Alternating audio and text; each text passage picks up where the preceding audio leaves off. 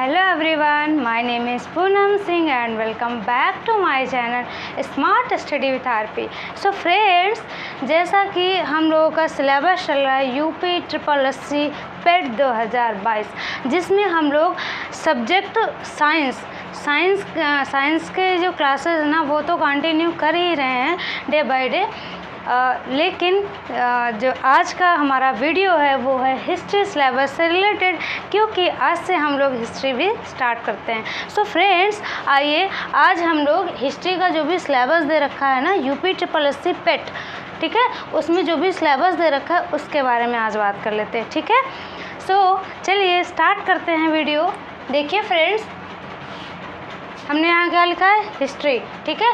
History का जो भी सिलेबस है वो 2 पार्ट में डिवाइड करके दे रखा है। अब वो 2 पार्ट कौन कौन से हैं? सबसे पहला पार्ट है भारतीय इतिहास, जिसको इंग्लिश में बोलते हैं इंडियन हिस्ट्री। पहला पार्ट कौन सा है? भारतीय इतिहास यानी इंडियन हिस्ट्री। और दूसरा पार्ट इसमें भारतीय राष्ट्रीय आंदोलन, ठीक है। दूसरा पार्ट क्या है? भारतीय राष्ट्रीय आंदोलन, इंग्लिश में इंडियन नेशनल मूवमेंट। अब देखिए, जो पहला पार्ट भारतीय इतिहास दे रखा है इसमें कई सारे चैप्टर हैं, तो उन चैप्टर्स के बारे में बात कर लेते हैं। देखिए, पहला चैप्टर क्या है? सिंधु घाटी की सभ्यता, ठीक है। हम लोग को जो पहला चैप्टर पढ़ना है वो सिंधु घाटी की सभ्यता। दूसरा कौन सा? वैदिक संस्कृति। तीसरा बौद्ध धर्म। बौद्ध धर्म में हमें किसके बारे में पढ़ना है? गौतम बुद्ध के बारे में, और गौतम बुद्ध के सिर्फ जीवनी और शिक्षाओं के बारे में पढ़ना है, ठीक है। आगे बात करते हैं जैन धर्म। जैन धर्म में हमें किसके बारे में पढ़ना है? महावीर के बारे में पढ़ना है। और महावीर के बारे में क्या पढ़ना है? तो जीवनी और शिक्षाएं पढ़नी है, ठीक है। नेक्स्ट मौर्य वंश की बात करते हैं, तो मौर्य वंश में सिर्फ हमें किस शासक के बारे में बात करनी है? सम्राट अशोक के बारे में पढ़ना है, और किसी शासक के बारे में हम लोग को कोई जानकारी नहीं लेनी, ठीक है। मौर्य वंश में किसके बारे में पढ़ना है? सम्राट अशोक के बारे में। गुप्त वंश की बात करें तो गुप्त वंश में समुद्रगुप्त और चंद्रगुप्त द्वितीय के बारे में सिर्फ पढ़ना है, यानी गुप्त वंश में हम लोगों को सिर्फ 2 शासकों के बारे में पढ़ना है, ठीक है। आगे बात करते हैं हर्षवर्धन वंश, ठीक है। हर्षवर्धन वंश नहीं बोलेंगे, वर्धन वंश या पुष्यभूति वंश, जिसके अंतर्गत हर्षवर्धन शासक हैं एक प्रकार के, तो पुष्यभूति वंश या वर्धन वंश के अंतर्गत ये शासक आते हैं जिनका नाम क्या है? हर्षवर्धन है। इनके बारे में हमें पढ़ना है, ठीक है। आगे राजपूत काल हम लोग को पूरा पढ़ना है। सल्तनत काल पूरा पढ़ना है, जिसमें सल्तनत काल पूरा पढ़ना है, जिसमें जो गुलाम वंश है, तुगलक वंश है, लोधी वंश है, ये सारे वंश शामिल हैं, ठीक है, खिलजी वंश वगैरह। अब आते हैं मुग़ल साम्राज्य की। मुग़ल साम्राज्य भी हम लोगों को पूरा पढ़ना है। और उसके बाद मराठा साम्राज्य पढ़ना है। ब्रिटिश राज्य का अभ्युदय एवं यहाँ पे ये है प्रथम स्वतंत्रता संग्राम, इसके बारे में हम लोग को पढ़ना है। ब्रिटिश राज का सामाजिक आर्थिक प्रभाव भी पढ़ना है, ठीक है। अब देखिए, जो दूसरा पार्ट है उसके बारे में देख लेते हैं। दूसरे पार्ट में हम लोगों को पहला जो चैप्टर है वो क्या है? स्वाधीनता आंदोलन के प्रारंभिक वर्ष, इसके बारे में पढ़ना है। फिर उसके बाद स्वदेशी तथा सविनय अवज्ञा आंदोलन, जो स्वदेशी और सविनय अवज्ञा आंदोलन है, इसमें हमें महात्मा गांधी और जो भी अन्य नेता हैं ना उनकी भूमिकाओं के बारे में पढ़ना है। ओवरऑल उनके बारे में, मतलब उन्होंने क्या क्या इसमें भूमिकाएं निभाई हैं इस आंदोलन में, वो सारी चीज़ें हमें पढ़नी है। उसके बाद आगे बात करते हैं क्रांतिकारी आंदोलन तथा उग्र राष्ट्रवाद का उदय, इसके बारे में पढ़ना है। विधायी संशोधन तथा ब्रिटिश इंडिया एक्ट के बारे में पढ़ना है। और भारत शासन अधिनियम 1935 के बारे में पढ़ना है, ठीक है। अब लास्ट क्या है? भारत छोड़ो आंदोलन, आज़ाद हिंद फौज, नेताजी सुभाष चंद्र बोस, इन लोगों के बारे में हमें क्या करना है? स्टडी करनी है हिस्ट्री सिलेबस के अंतर्गत, जो दूसरा पार्ट है भारतीय राष्ट्रीय आंदोलन, इसमें, ठीक है। तो फ्रेंड्स देखिए, जो हिस्ट्री है ना पेट में हिस्ट्री 10 मार्क्स की आनी है, ठीक है। ओवरऑल कितने? 10 मार्क्स की आनी है, ठीक है, जिसमें 5 नंबर यहाँ से आएंगे और 5 नंबर इंडियन नेशनल मूवमेंट से हैं, ठीक है। अब देखिए फ्रेंड, जो ये सिंधु घाटी सभ्यता है और यहाँ से लेके हर्षवर्धन, ठीक है, यहाँ से लेके ये यहाँ तक, ये क्या है? Ancient history. या फिर मैं हिंदी में लिख देती हूँ। इसको क्या बोलेंगे? प्राचीन भारत का इतिहास। ठीक है, प्राचीन भारत का इतिहास। इतने चैप्टर हमारे कहाँ से हैं? प्राचीन भारत के इतिहास से हैं। अब देखिए, जो हर्षवर्धन मैंने बताया ना, पुष्यभूति वंश, जिसे वर्धन वंश के नाम से भी जाना जाता है, उसके अंतर्गत आएंगे। ठीक है, वो भी किसमें है? प्राचीन भारत के इतिहास। ठीक है, उसके अंदर यानी कि एंशियंट हिस्ट्री से बोलते हैं, उसके अंतर्गत इतने सारे चैप्टर हम लोग को पढ़ना है। अब आगे देखते हैं।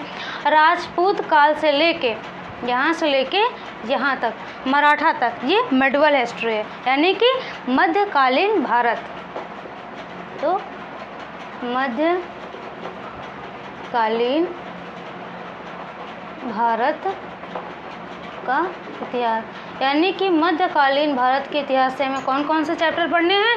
राजपूत काल, सल्तनत काल, मुगल साम्राज्य और मराठा साम्राज्य। ठीक है, इसके बारे में पढ़ना है। देखिए, जो ब्रिटिश राज का अभ्युदय और प्रथम स्वतंत्रता संग्राम और इनका सामाजिक और आर्थिक प्रभाव क्या पड़ा, और ये सारा किस में आएगा? इन सब की बात करें तो ये सारा किस में आएगा? हमारे आधुनिक भारत के अंतर्गत आएगा। ठीक है, आधुनिक भारत, जिसको क्या बोलते हैं? भारत का इतिहास। अगर इंग्लिश में बात करें तो उसको मॉडर्न हिस्ट्री बोलते हैं।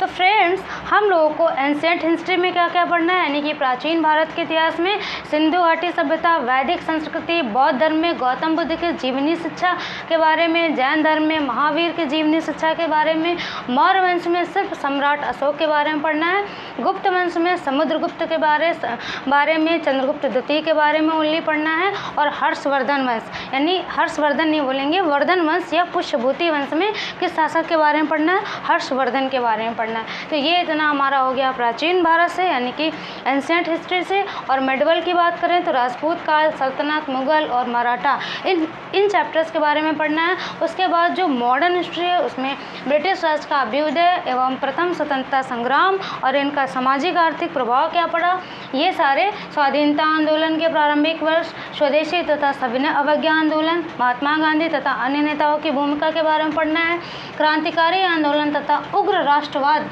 का उदय, इसके बारे में, विधायी संशोधन तथा ब्रिटिश इंडिया एक्ट और भारत शासन अधिनियम 1935, इसके बारे में पढ़ना है। भारत छोड़ो आंदोलन, आज़ाद हिंद फौज और नेताजी सुभाष चंद्र बोस, इन लोगों के बारे में हमें क्या करना है? स्टडी करना है हिस्ट्री के अंतर्गत। तो आपको समझ में आ गया होगा कि एंशिएंट हिस्ट्री, मिडवल हिस्ट्री और मॉडर्न, तीनों का सम्मिलित रूप दे रखा है पाठ्यक्रम में। ठीक है, हमारे सिलेबस में। ओके, सो फ्रेंड्स, ये था UPSSC पेट हिस्ट्री का सिलेबस, जो कि टोटल 10 मार्क्स का आना है। इधर जो पहला पार्ट है, यानी इंडियन हिस्ट्री से 5 नंबर का है, और इंडियन नेशनल मूवमेंट से कितने का है? 5 नंबर का। टोटल कितना हुआ?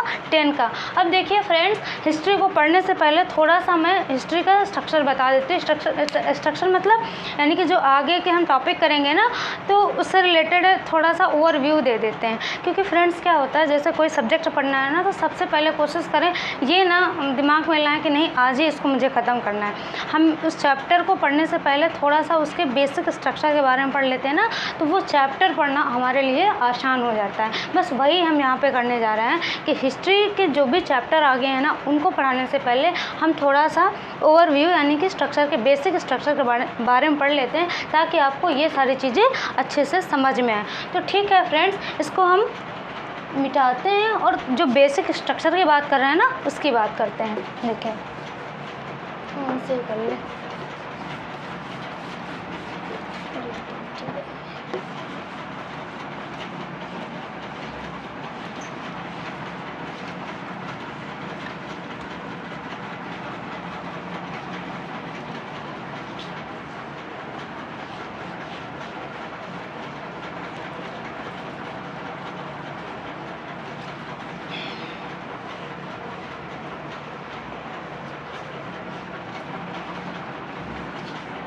सो फ्रेंड्स आइए देखते हैं क्या है मेरा बेसिक स्ट्रक्चर हिस्ट्री से रिलेटेड। कि हिस्ट्री को पढ़ाने से पहले हम क्या बेसिक स्ट्रक्चर बताने वाले हैं। देखिए जो इतिहास वर्ड है ना वो 3 वर्डों से मिल, इससे देखिए क्वेश्चन नहीं बनेंगे, बन भी सकते हैं, जैसे पूछ लिया जाए कि इतिहास के जनक कौन है, पूछा भी जा सकता है, बट ना पूछा जाए ना पूछा जाए, लेकिन अगर हिस्ट्री को पढ़ रहे हैं तो ज़रूरी है उसके थोड़ा सा उससे रिलेटेड जो भी इम्पोर्टेंट फैक्ट हैं वो पता होने चाहिए।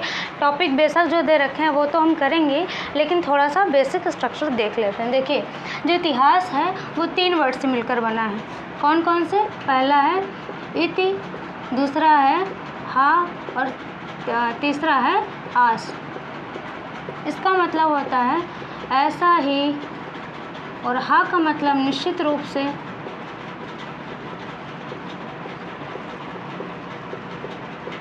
और आस का मतलब था।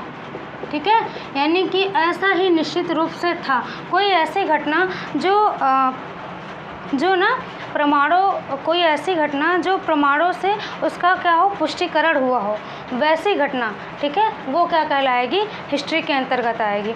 ऐसे तो अगर प्रमाण नहीं मिले हैं तो वो कहानी बन जाएगी, लेकिन अगर प्रमाणों से वो प्रमाणित है, जो भी प्रमाण मिले हैं, जो भी कोई घटना घटित हुई अरबों खरबों वर्ष पहले, या बोल सकते हैं अरबों खरबों क्या बोलें, कि जो भी पिछले टाइम जो भी चीज़ें, जो भी घटना घटित हुई ना, अगर उससे हमें पुख्ता प्रमाण मिल जाते हैं तो वही जाके आगे क्या बन जाता है, इतिहास बन जाता है। और अगर प्रमाण नहीं बनते हैं तो एक कहानी में कन्वर्ट हो जाता है। तो ठीक है, यानी कि अब इसके बाद हम करें तो इतिहास क्या है, 3 शब्दों से मिलकर बना है।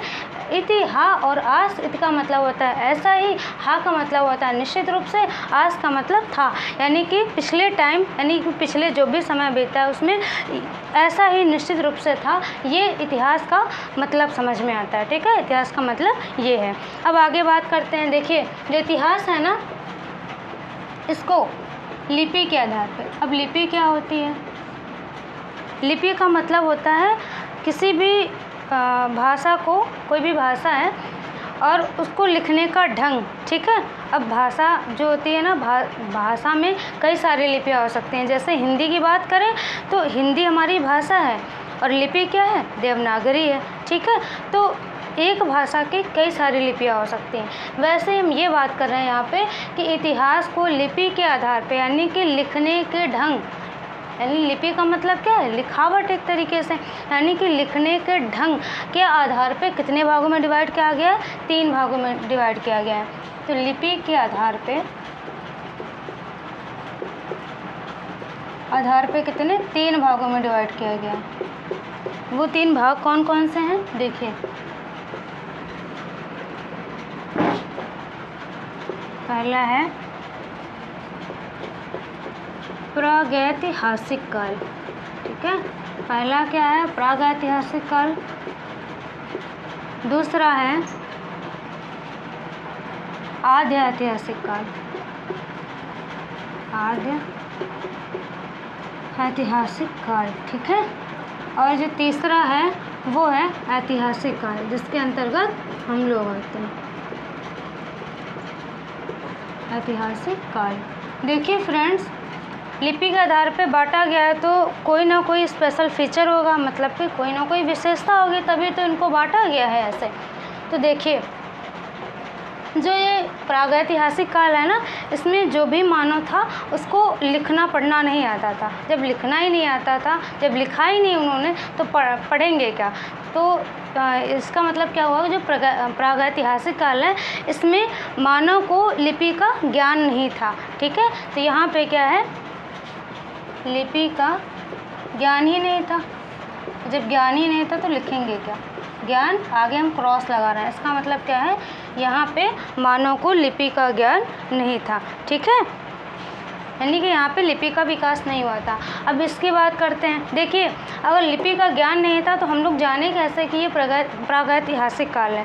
तो लिपि का ज्ञान तो नहीं था, लेकिन जो पुरातात्विक स्रोत हैं, यानी कि पुरातात्विक का मतलब यहाँ पे क्या हुआ कि जो जो खुदाई से चीज़ें प्राप्त हुई, थरिया, लुटिया, बर्तन, ये सारी चीज़ें ये पुरातात्विक स्रोत के अंतर्गत आएंगी।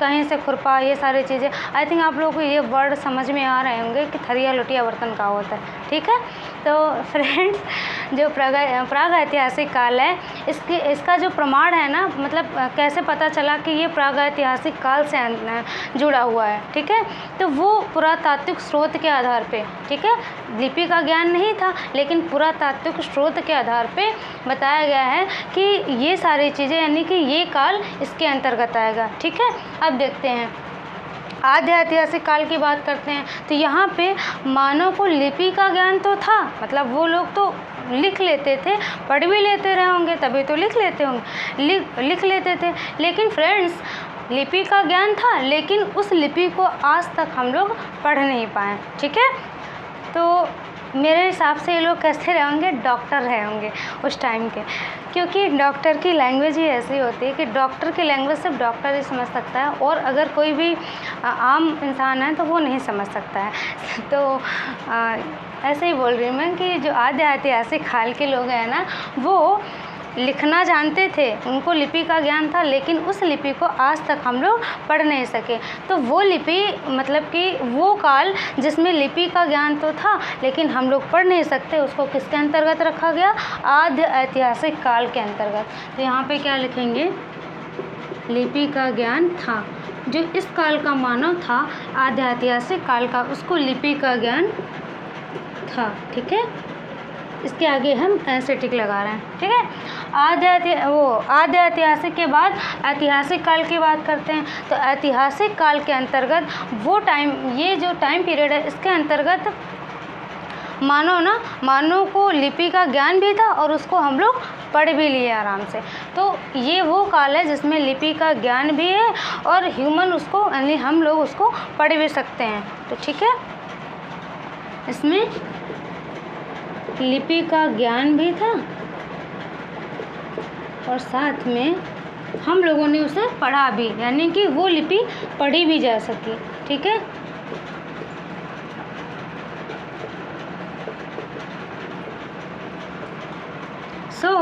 इस प्रकार प्राग ऐतिहासिक काल में हम ये कह सकते हैं कि वो काल जिसमें लिपि का विकास नहीं था उसको क्या बोलेंगे, यानी कि मानव को लिपि का कोई ज्ञान नहीं था, उसको क्या बोलेंगे, प्राग ऐतिहासिक काल बोलेंगे।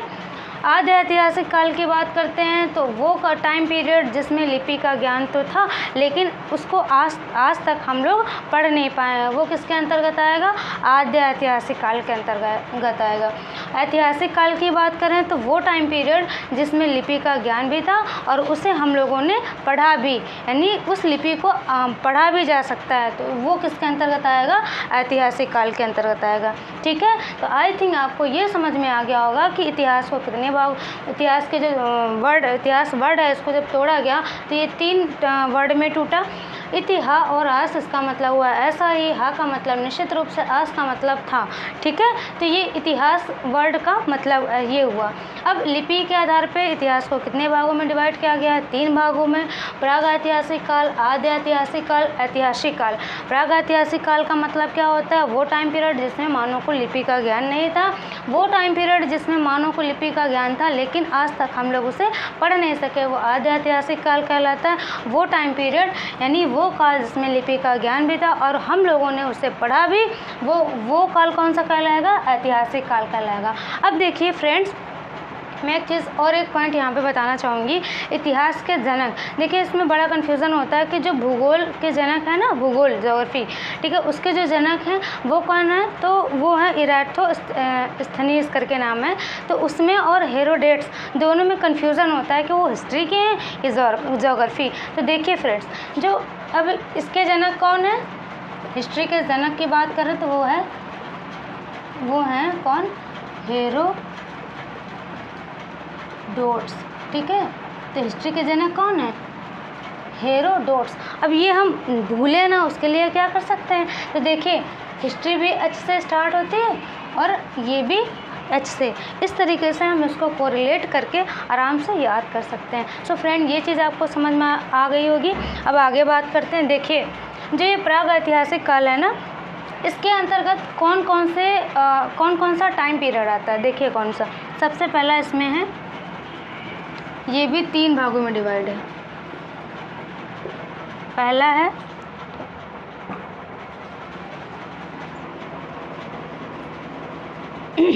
पाषाण काल, दूसरा है ताम्र पाषाण काल,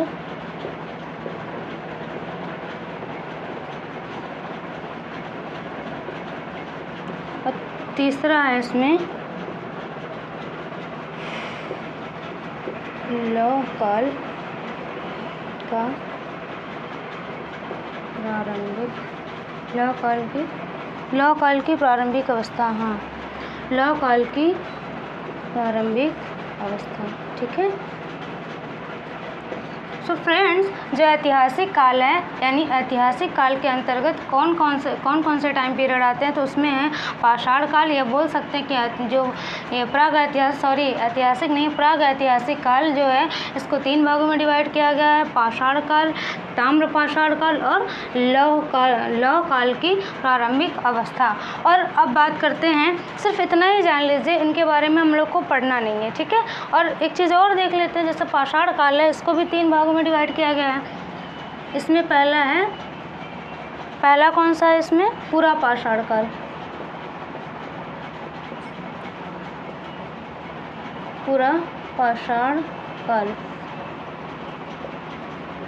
और दूसरे की बात करें तो दूसरा इसमें है मध्य पाषाण काल, और तीसरा इसमें है लौह पाषाण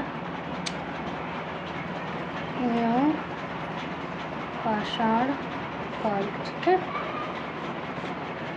ये हुआ प्राग ऐतिहासिक काल के अंतर्गत कौन कौन से टाइम पीरियड आते हैं। अब इसकी बात करते हैं, जो आद्य ऐतिहासिक काल है ना, इसके अंतर्गत कौन कौन से टाइम पीरियड आते हैं, यानी कि कौन कौन सा काल आता है। तो इसके अंतर्गत आएगा सिंधु घाटी सभ्यता, सिंधु घाटी सभ्यता,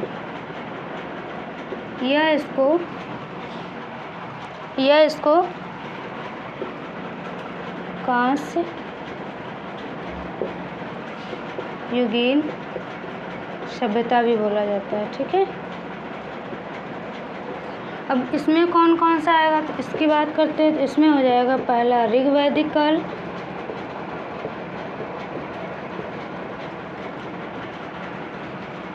ठीक है। और ऋग्वैदिक काल के बाद दूसरा हो जाएगा ऋग्वैदिक के काल के बाद कौन सा है दूसरा, दूसरा आ जाएगा उत्तर वैदिक काल, उत्तर वैदिक काल। और उत्तर वैदिक काल से अब तक देखिए फ्रेंड्स, देखिए जो प्राग ऐतिहासिक काल है उसको 3 भागों में डिवाइड किया गया है, पाषाण काल, ताम्र पाषाण काल। सिर्फ आप यही जान लीजिए कि इतने भागों में डिवाइड किया गया है, और जो सिलेबस में है उसके अकॉर्डिंग काम करेंगे। तो देखिए, प्राग ऐतिहासिक काल को 3 भागों में डिवाइड किया गया है, पाषाण काल, ताम्र पाषाण काल, लौह काल की प्रारंभिक अवस्था। पाषाण काल जो है, इसको भी इनके करैक्टर जो भी विशेषताएँ हैं ना, उनके आधार पर ही इनको डिवाइड करा गया है। जैसे पाषाण काल में पत्थरों का प्रयोग किया जाता था, इस वजह से इसको क्या बोला गया, पाषाण काल बोला गया। ताम्र पाषाण काल में तांबा भी यूज़ किया जाता था, पाषाण तो था ही, साथ में तांबा था। और लौह काल की प्रारंभिक अवस्था तो समझ में आई रहा आपको। पाषाण काल को भी 3 भागों में डिवाइड किया, पूरा पाषाण काल, मध्य पाषाण काल और नव पाषाण काल। अब इसमें बात करते हैं आद्य ऐतिहासिक काल, यानी कि जिसमें लिपि का ज्ञान तो था लेकिन आज तक हम लोग उसे पढ़ नहीं सके। तो उसके अंतर्गत कौन सा टाइम पीरियड आएगा, वो है सिंधु घाटी सभ्यता, ठीक है। और इसे कांस्य युगीन सभ्यता के नाम से भी जाना जाता है, या हड़प्पा सभ्यता के नाम से भी जाना जाता है। वो आगे आपको समझ आ जाएगा, ठीक है। क्यों कहा जाता है, ये सारी चीज़ें हम डिस्कस करेंगे। ऐतिहासिक काल की बात करें तो यहाँ पे लिपि का ज्ञान भी था और उसे हम लोग आसानी से पढ़ भी सके। तो देखिए इसके अंतर्गत कौन कौन से काल आएंगे, तो पहला आएगा ऋग्वैदिक काल, ठीक है। दूसरा है उत्तर वैदिक काल, और उत्तर वैदिक काल से अब तक का टाइम पीरियड किसके अंतर्गत आएगा, ऐतिहासिक काल के अंतर्गत आएगा। सो फ्रेंड्स, आपको समझ में आ गया होगा कि हम लोगों को ये प्राग ऐतिहासिक काल के बारे में कुछ नहीं पढ़ना है, ठीक है। अब इंग्लिश में अगर इसके बारे में कुछ नहीं पढ़ना है, ठीक है, अभी इंग्लिश में बताते हैं उसको क्या बोलते हैं। देखिए, प्राग ऐतिहासिक काल के बारे में हमें कुछ नहीं पढ़ना है, आद्य ऐतिहासिक काल में हमें पढ़ना है। क्या पढ़ना है? सिंधु घाटी सभ्यता। अगर आपको याद हो, अभी हमने तो मिटा दिया, याद होगा तो हमने सबसे पहला चैप्टर जो इंडियन हिस्ट्री में रखा क्या, जो भी सिलेबस में दिया गया है वो यही है, सिंधु घाटी सभ्यता।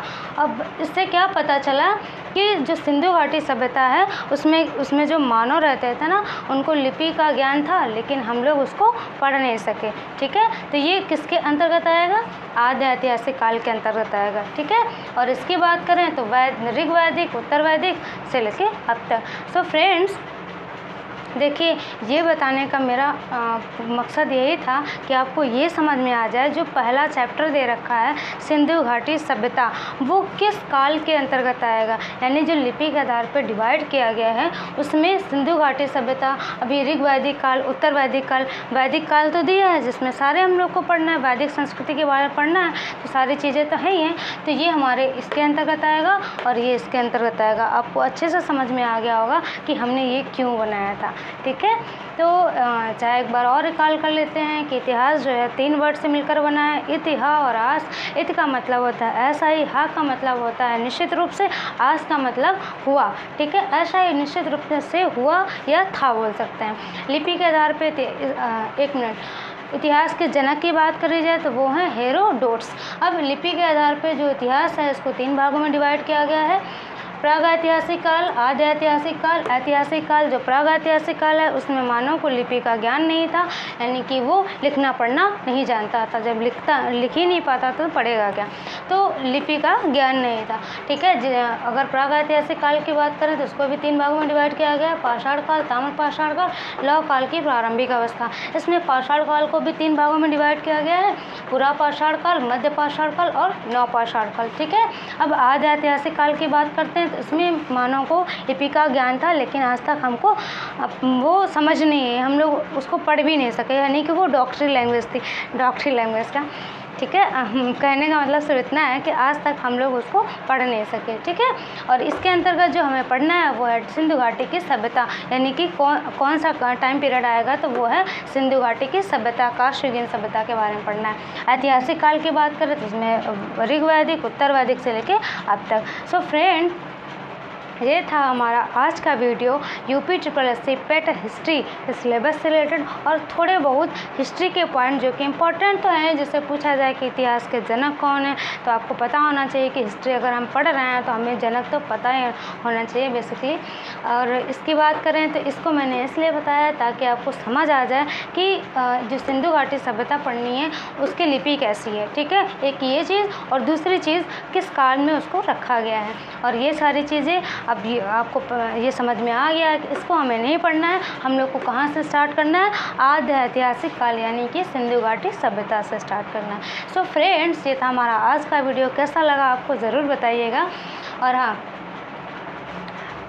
कल है रक्षाबंधन, ठीक है, तो कल तो जो सिंधु घाटी सभ्यता है, हम लोग सिंधु घाटी सभ्यता से स्टार्ट करेंगे, तो कल तो नहीं, परसों या फिर उसके बाद, ठीक है, 2 दिन का गैप हो सकता है, हम फिर स्टार्ट करेंगे सिंधु घाटी सभ्यता से। और आपको बता दूं, जब आप पढ़ोगे ना हिस्ट्री तो आपको लगेगा कि हाँ, मैंने हिस्ट्री अच्छे से पढ़ी है, ठीक है। एक बेसिक कॉन्सेप्ट के साथ हम पूरे चैप्टर को कैसे समेटेंगे आप खुद ही देखेंगे, ठीक है। सो फ्रेंड्स, बने रहिए हमारे चैनल से, और अच्छा कंटेंट, बहुत ही अच्छे टीचिंग मेथड के साथ, ठीक है, पाएँ।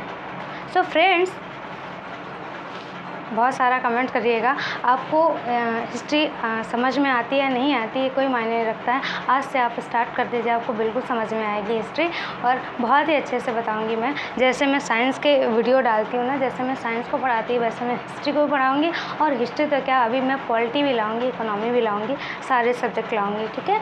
सो फ्रेंड्स, यदि आप चैनल पर नए हैं तो चैनल को सब्सक्राइब करें, लाइक करें, शेयर करें, और ज़्यादा से ज़्यादा सपोर्ट करें, ठीक है। Thank you for watching my video.